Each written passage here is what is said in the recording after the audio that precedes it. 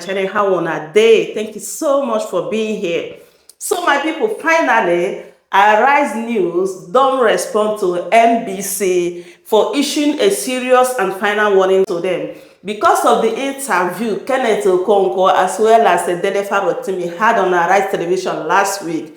So my people, right now, we don't have any freedom of speech anymore, especially if you talk against Tinubu. You are in a big wahala. Hey, this to show you that Tinubu administration is not democracy. This one is autocracy, just like a military regime, my people. Hey, in another story, you guys know the story that be trending about FESTUS Keyamo.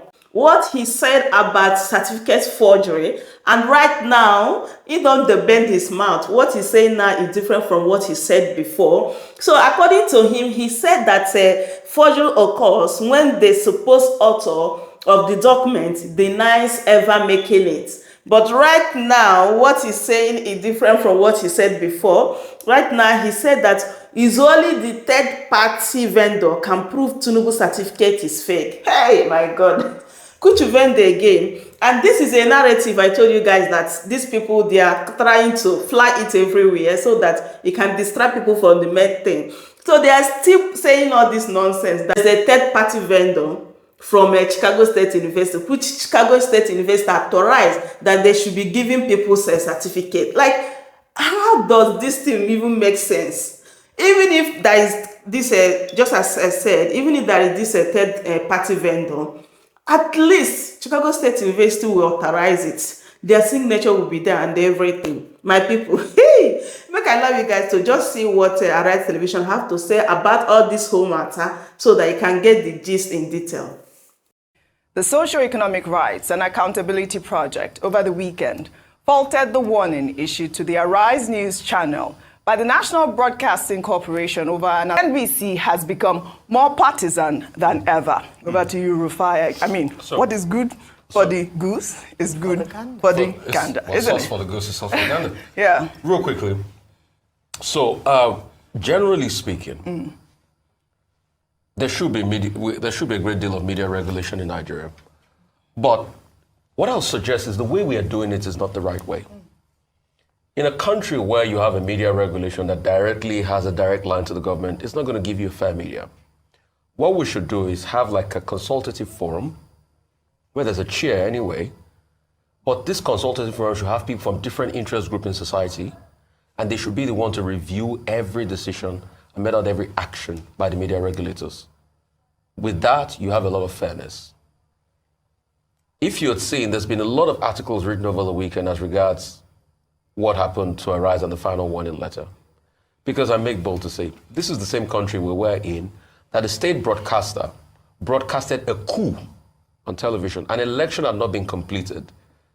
The acceptance speech of somebody was read. You wonder, didn't they have an editorial department? And it was broadcast on TV and we didn't see any big fines come down. The other TV station that was mentioned, I'm sure you know what happened. In fact, in the NBC letter, they said that in a 20 news bulletin or 30 news bulletin, about over 15 or 16 of them was for a certain political party. The opposition had no voice at all. Furthermore, in all of this rigmarole as regards the electoral process, the EU reports adjudge Arise to be the most fair and the most balanced out of all the media houses when you see the cashment as regards the disposition on who were given, which kind of view were given sides. And it's in the EU report. Go check me. Don't take my word for it. Go to the EU report. But most importantly, we have also had many faux pas. And I'll go back to the case of NSAS. I remember I did ask a very pertinent question. 3 TV stations were fined by the regulators under Mr. Armstrong Idacha back then. And I did ask, what did the NBC use to authenticate the videos that they say were not true, that were fake videos? Till today, there's no technology as regards that they came out in their position for. But most of those videos were verified by various verification tools out there because it was online, it was digital. I think what we should do is we should make a National Broadcasting Commission more independent of the government.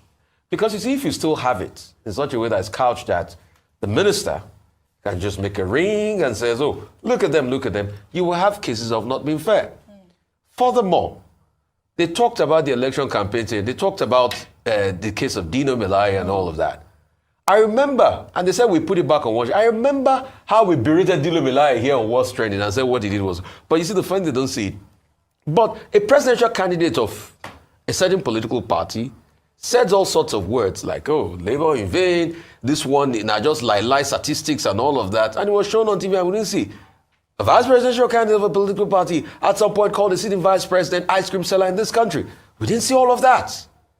All we just want for is a great deal of fairness. But in this iteration of what the NBC is, you can't have that level except we have a consultative body that reviews every media decision in the country. Right. That's just it. The reason why it's such an issue for Keyamo is because of that, nothing more than that. This is before the court. Yes, the absolutely. court will determine in the court. Let them Understood. Again, it is because of that contradiction that the story was trending. So my people, I hope you guys had everything Arise Television team said here. Like, it is obvious right now that Tinubu has bought all the institutions in Nigeria, and right now in media, like, they want to control everything that is happening in the media. They want to tell you what to say in media. They want to even tell you what to say about Tinubu. If you guys normally listen to TVC, which I know that plenty of people don't even care to listen, you will see the kind of interview they normally do there.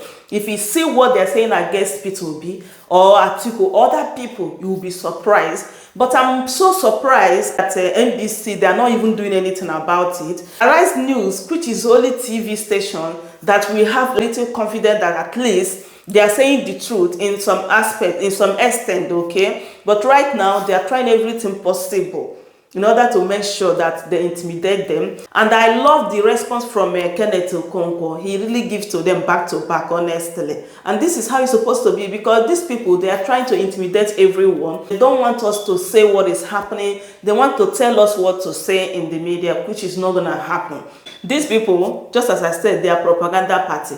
Never you listen to them. They know the truth. They don't want to accept it because they know that Tinubu has given them some position. So if eventually they disqualify Tinubu, which means they're going to lose their job. So everyone is just fighting in order to retain his position. Not because of they are fighting for you and me. They are fighting for their own selfish reasons. So that's why we will not allow them, or this narrative they are talking about third-party vendor, to fly or to go out there in order to distract us from the main thing. The main thing be said, the certificate Tinubu gave to INEC is a forged one. There's no two ways about it because Chicago State University have confirmed it. That is it, my people. Thanks so much for watching, everyone. Please, if today is your first time here, please don't forget to subscribe, like, and share. Yeah, and leave your thoughts in the comment section as well. I'll see you guys in my next one. Bye for now.